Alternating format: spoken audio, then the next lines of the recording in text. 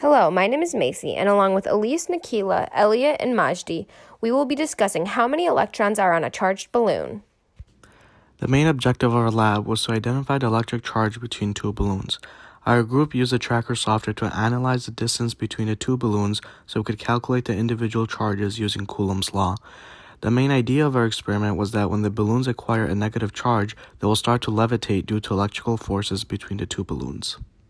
It's important to discuss the main physics ideas before getting into our lab report. First and foremost, a charge determines the strength of interaction, and its units are coulombs. Rules of electric interaction include like charges repel, unlike charges attract, and the strength of interaction decreases as distance increases. A neutral charge means the number of positive charges equals the number of negative charges. Additionally, a balloon, the object we use throughout our experiment, is an insulator because the charges do not move freely. And finally, Newton's first law states that F net equals 0 once the balloon is at rest, which allows us to equate force of gravity and electric force. For our models, we have a system schema with balloon 1 and balloon 2 in the Earth. Between balloon 1 in the Earth and balloon 2 in the Earth, we have force of gravity, and then between balloon 2 in the Earth, we also have force of contact. Between balloon 1 and balloon 2, we have electric force. For our energy bar charts, both of the balloons start off with the same amount of potential energy. However, as balloon 1 gets closer to balloon 2, it increases its kinetic energy.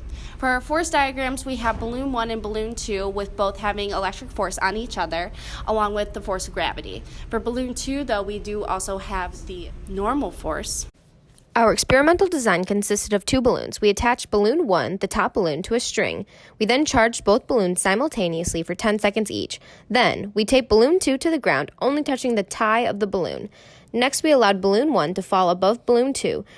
During this, the string attached to balloon 1 was used as a guide to ensure it did not drift away or hit the wall.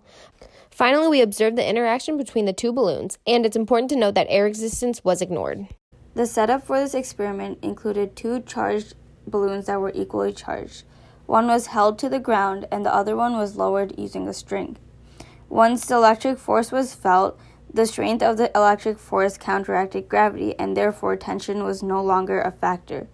And therefore we could use Newton's laws to calculate the electric force.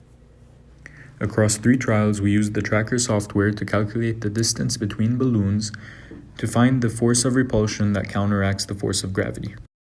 Our experiment had 2 balloons associated with it.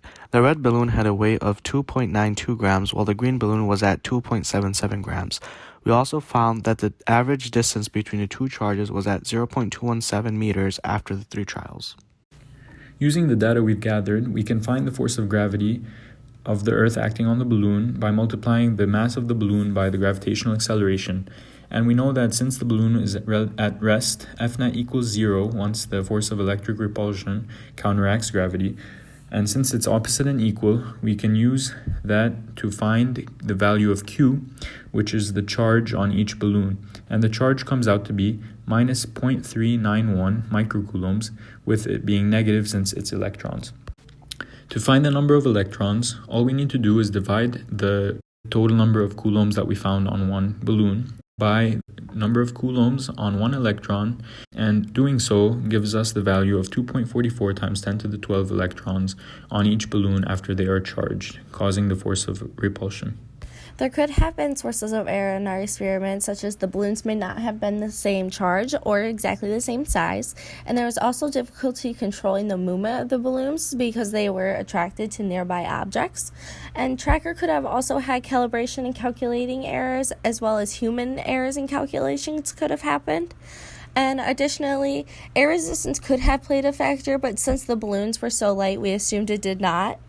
And additionally, the balloons were constantly moving, so we had to settle for a point in time to find the distance between the balloons. Using the force-electric equation, we found the charge of the electrons and found that there was 2.44 times 10 to the 12th electrons on the balloon after charging it. We came to this conclusion using Newton's first law, and we assumed that gravity was opposite and equal to electric force. Using the number of coulombs, we can calculate the number of electrons using known values.